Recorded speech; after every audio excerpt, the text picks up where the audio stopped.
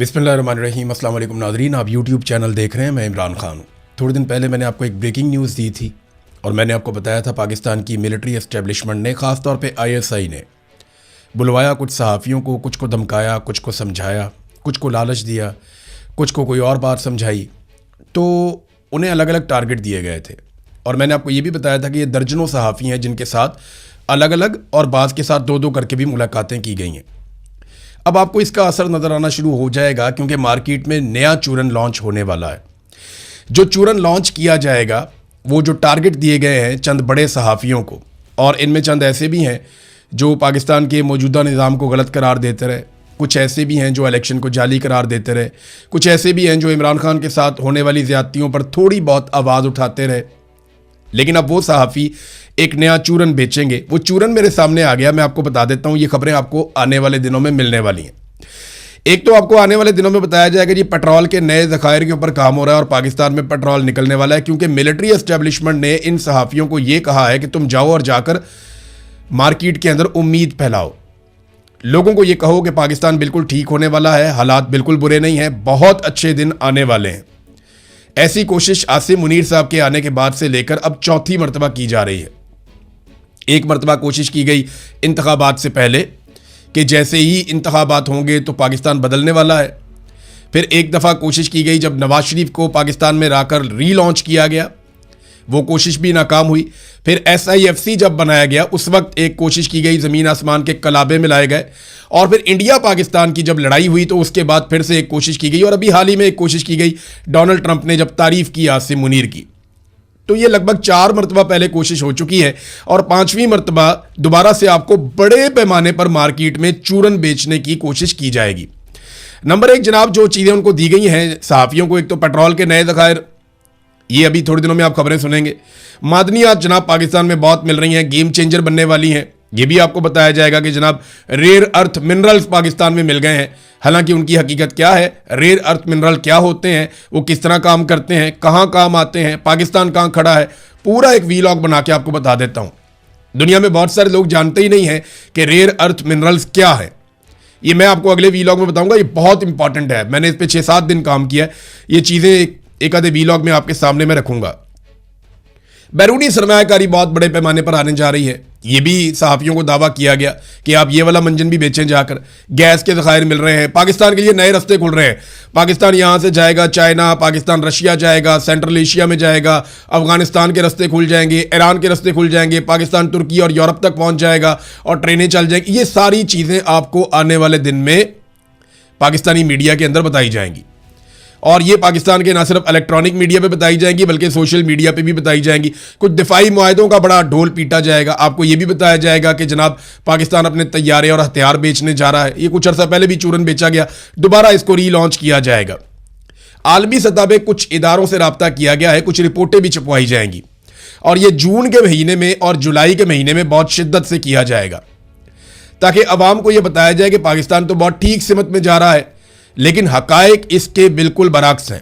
हकायक क्या हैं वो मैं आपको पहले बता देता हूं ताकि हकायक साथ साथ आपके सामने रहे। ये बड़ी वारदात है, ये अंदर की खबर है जो मैं आपको दे रहा हूं, और मैंने आपको इससे पहले बताया था, किसी ने भी उसकी तरदीद नहीं की, बल्कि बहुत सारे और सहाफ़ियों ने बाद में तस्दीक कर दी कि बाकायदा पाकिस्तान के जर्नैलों ने, मिलिट्री एस्टेब्लिशमेंट ने ISI के दफ्तर में बुलाकर पाकिस्तानी सहाफ़ियों को धमकाया और उनको वार्निंग दी है, और कुछ को जो है वो लालच वालच दिया, कुछ को ये कहा कि आप हमारे साथ चलें, मामला ठीक हो जाएंगे, कुछ को ये बताया नहीं हम बहुत अच्छा काम कर रहे हैं। तो अलग अलग तरह के लोगों को अलग अलग तरीके से हैंडल किया गया है।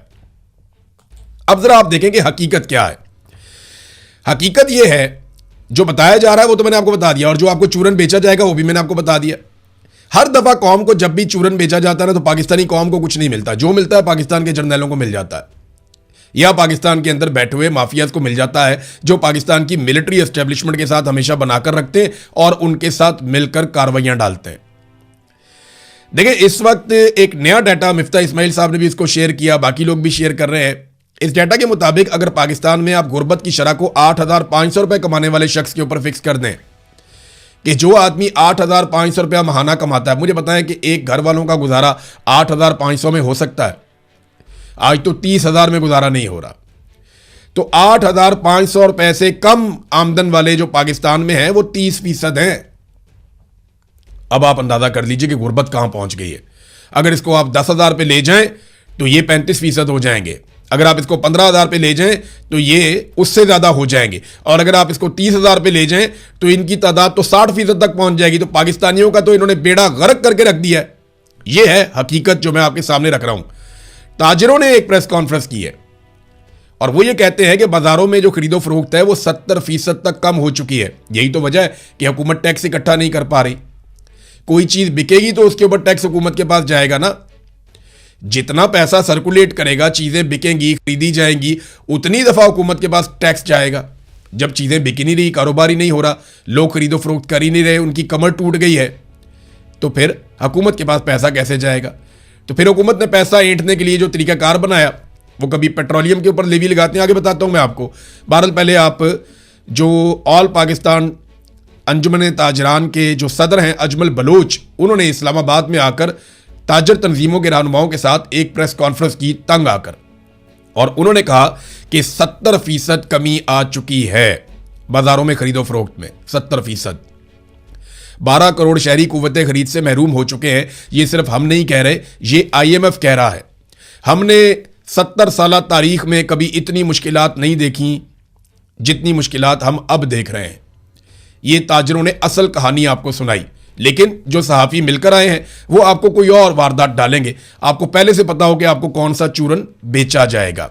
मैं बात कर रहा था लेवी के ऊपर, तो जनाब लेवी की मद में अवाम की जेबों से 4,000 अरब रुपए से जायद की वसूलियां की जा चुकी हैं।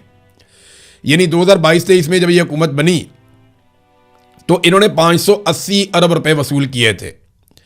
फिर जनाब 23-24 के अंदर इन्होंने 1019 अरब रुपए वसूल किए। फिर 24-25 में 1220 अरब रुपए वसूल किए, और 25-26 के पहले 9 महीनों में इन्होंने 1205 अरब रुपए वसूल कर लिए हैं। आप अंदाजा करें कि लेवी की मिकदार और अवाम की जेबों पर डलने वाला जो डाका है उसकी मिकदार में इजाफा ही होता चला जा रहा है। यह भी नाज़रीन खबर। और एक और खबर आपको देता हूं कि अगर इतने ही अच्छे मुआशी हालात हैं तो पाकिस्तान से सरमाया बाहर क्यों जा रहा है? मोहसिन नकवी ने अपने मुंह से कहा कि 100 अरब डॉलर गुज़िश्ता चंद साल में पाकिस्तान से बाहर चले गए हैं। इन्हीं के दौर में, आसिम मुनीर साहब के दौर में, पाकिस्तान से बाहर 100 अरब डॉलर पाकिस्तानी लेकर चले गए। और ये वो पैसा है जो इलीगल तरीके से गया। जो लीगल तरीके से गया वो अलग है। एयरपोर्टों के ऊपर पाबंदियां लगी हुई है कि पाकिस्तान छोड़कर कोई आदमी बाहर ना जाए। इसके बावजूद बेहतर मुस्तकबिल और रोजगार की तलाश में इस साल के पहले 4 महीनों में 2.5 लाख से जायद पाकिस्तानी बैरून मुल्क मुंतकिल हो गए। अब ये ऐसा नहीं है कि सारे के सारे मजदूरी करने चले गए हैं। इनमें 1078 डॉक्टर हैं, इसमें 2000 इंजीनियर हैं, 419 नर्सेज हैं, 1650 अकाउंटेंट्स हैं, 9500 कुक्स हैं, 1235 इलेक्ट्रीशियंस हैं, 818 मैकेनिक्स हैं, 550 कंप्यूटर माहिरीन हैं, और 1.5 लाख मजदूर इसमें शामिल हैं। ये पाकिस्तान के साथ हो रहा है। अब तक के लिए इतना ही। अपना ख्याल रखिएगा, अपने इस चैनल का भी। अल्लाह हाफिज।